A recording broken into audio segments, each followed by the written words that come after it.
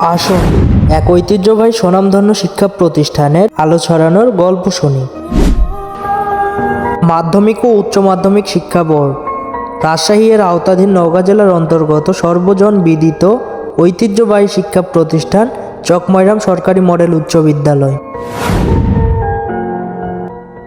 নওগাঁ ধামইরহাট জয়পুরহাট মহাসড়কের পাশ ঘেঁষা ঐতিহ্যবাহী চকময়রাম গ্রামের জ্ঞান পিপাসু, শিক্ষানুরাগী ও বিদ্যোৎসাহী কতিপয় ব্যক্তির কঠোর পরিশ্রমে 1962 সালে এই প্রতিষ্ঠানটি প্রতিষ্ঠা লাভ করে।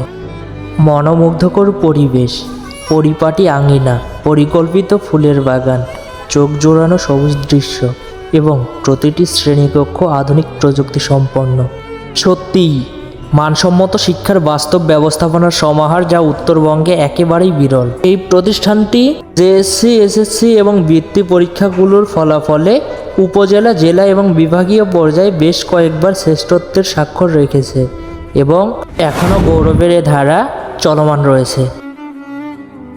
সুতীক্ষ্ণ দৃষ্টিভঙ্গি, কঠোর মনিটরিং ব্যবস্থা এবং অভিজ্ঞ ও সুদক্ষ একঝাঁক শিক্ষক মণ্ডলীর আন্তরিকতা এই মন জোড়ানো ফলাফলের আসল রহস্য। শিক্ষক মণ্ডলীদের দক্ষতা, মননশীলতা, সুপরিকল্পনা, সততার সঙ্গে পরিশ্রম এবং প্রশংসনীয় আন্তরিকতার কারণে তিল তিল করে এই প্রতিষ্ঠানটি আজ দুর্বার গতিতে আলো ছড়াতে সক্ষম হয়েছে ও কারিকুলার অ্যাক্টিভিটিজ এবং জাতীয় পর্যায়ে অনুষ্ঠিতব্য যাবতীয় কিছু, যেমন কুচকা আওয়াজ, মার্চ পাস্ট, ডিসপ্লে, বিতর্ক প্রতিযোগিতা, অভিনয় এবং ক্রীড়া সব ক্ষেত্রে উপজেলা, জেলা এবং বিভাগীয় পর্যায়ে শ্রেষ্ঠত্বের স্বাক্ষর রেখে চলেছে এই প্রতিষ্ঠানটি। সুদক্ষ ও অভিজ্ঞ একঝাঁক কর্মোদ্যমী শিক্ষক টিমের অধিনায়ক মাননীয় প্রধান শিক্ষক এস.এম. খেলালী রব্বানী স্যার। প্রতিষ্ঠানটিকে এই অবস্থায় পৌঁছানোর নিপুণ কারিগর তিনিই হচ্ছেন এই প্রতিষ্ঠানটির মানুষ গড়ার প্রধান কারিগর। সুদীপ্ত চেতনাবোধ, কঠোর পরিশ্রম, প্রশাসনিক দক্ষতা সম্পন্ন, উন্নত চিন্তাধারা, সদালিপি একজন স্বপ্নবাজ প্রধান শিক্ষক তিনি।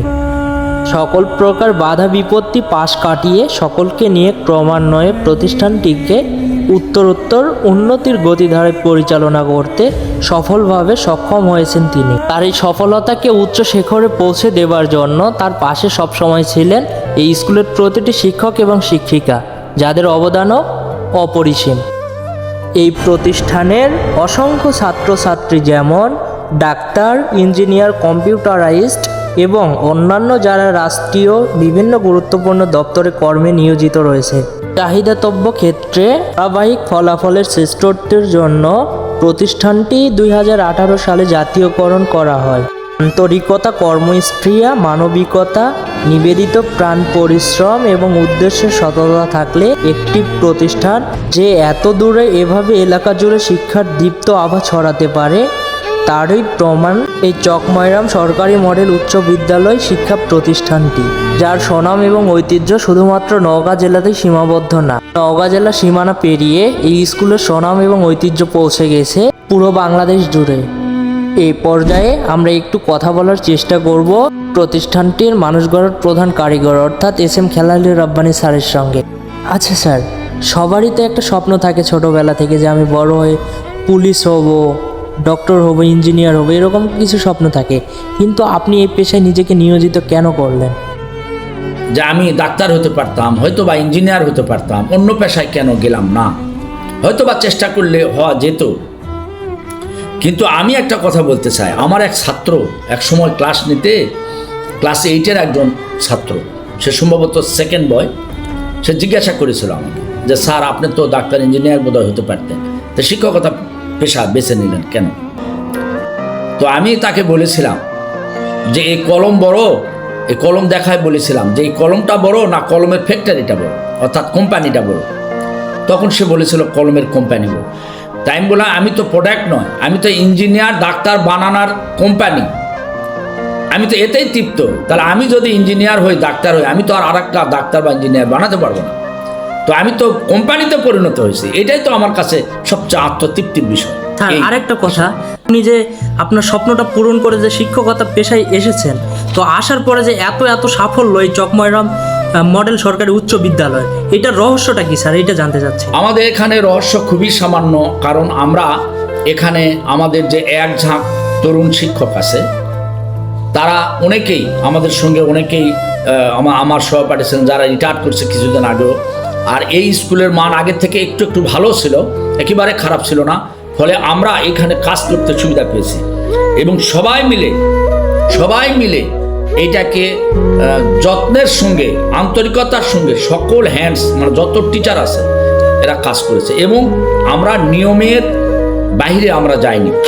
কারণ হলো যে একটা প্রতিষ্ঠানকে একটা জায়গায় নিতে হলে সকল ক্ষেত্রে আমাদের যেমন প্রশাসনিক ক্ষেত্র আছে, আমাদের অর্থনৈতিক ক্ষেত্র আছে, আমাদের ছাত্র ভর্তির ব্যাপার আছে, আমাদের একটা মান যাচাইয়ের ব্যাপার আছে, শিক্ষকদের মানের ব্যাপার আছে, তাদের একটা সার্টিফিকেটের ব্যাপার আছে এবং কোন মানের শিক্ষক তাদের প্রশিক্ষণের ব্যাপার আছে। অর্থাৎ স্কুলে ডিপার্চার অ্যারাইভাল আছে এবং ক্লাসে কখন ঢুকবে কখন বেরোবে, তাদের যে সার্বক্ষণিক প্রশিক্ষণ, সপ্তাহে একবার ফুয়েল দিতে হয় টিচারদের, যাতে আমাদের এই ক্লাস পারফরমেন্সটা প্রত্যেকটা টিচারের চমৎকারভাবে তারা এটা সাপ্লাই দিতে পারে। এই সব কিছু বিষয়ে আমরা একটু সতর্ক থেকেছি বিধায় আল্লাহ রাব্বুল আলামিন আমাদেরকে এ পর্যন্ত এই জায়গায় নিয়ে আসছে।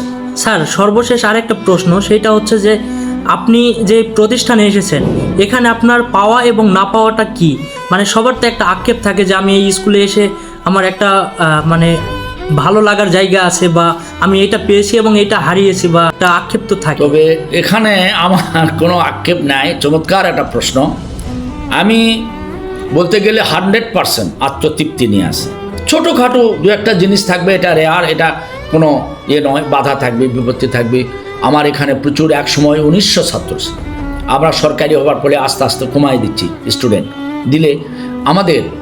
তো এই ঢাউস যে একটা এলাকা, ঢাউস যে একটা প্রক্রিয়া, যে এত ছাত্রছাত্রী, এত স্টাফ, আমাদের 35 জন স্টাফ, এখন আছে 30 জন স্টাফ। এই যে স্টাফগুলো সামলানো, অভিভাবকদের অনেক অভিযোগ, তাদের সঙ্গে কথা বলা, তাদেরকে করা, মানে এক একজন এক এক মতো সব কিছুকে এক জায়গায় এক লাইনে নিয়ে আসা একটু কষ্ট হয়েছে, কিন্তু আমি আত্মতৃপ্তি।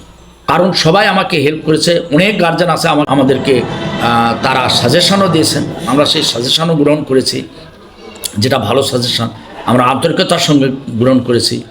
বিভিন্ন স্কুল আমরা পরিদর্শন করেছি স্টাফ নিয়ে, আমরা অনেক ভালো ভালো স্কুল আমরা পরিদর্শন করেছি, সেখান থেকে আমরা যা নেবার তা নিয়েছি, নিয়ে আসে নিজেই আমরা এখানে অ্যাপ্লাই করেছি। আমাদের এখানে ডিসি স্যার, এমন কোনো ডিসি স্যার নাই যা আমাদের এখানে আসেননি। প্রত্যেকটা ডিসি স্যারই আমাদের এই আঙ্গিনা তারা পদচারণা করেছেন এবং আমাদেরকে ভালো সাজেশন দিয়েছেন।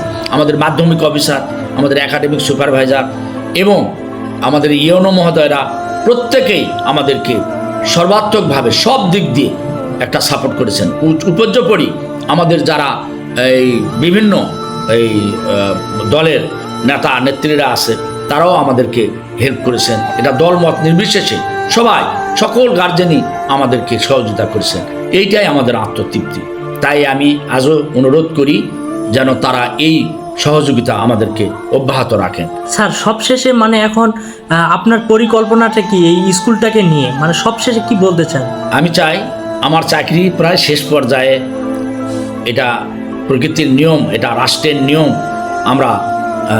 আমি PRL-এ যাব আগামী অক্টোবরে। তো তার আগেই আমার একটা প্রত্যাশা যে আমরা গতবারে যে রেজাল্ট করেছি সেটা 100 পাস এবং আমাদের প্রায় 99টা প্লাস, মানে 98টা আর কি প্লাস হয়েছে। তো আমরা চাই এবারে যেন এটা সেঞ্চুরি হয়। পাশাপাশি আমরা যে ফুলটাকে নিয়ে কাজ করতেছি এটা যেন পুরো পাপড়িটা যেন একদম প্রস্ফুটিত হয়, আর এর সুবাস চতুর্দিকে যেন আরও বেশি করে ছড়িয়ে পড়ে, এটাই আমার প্রত্যাশা এবং সবার কাছে দোয়া চাচ্ছি এটার জন্য, আল্লাহ রাব্বুল আলামিন সহ সবার কাছে।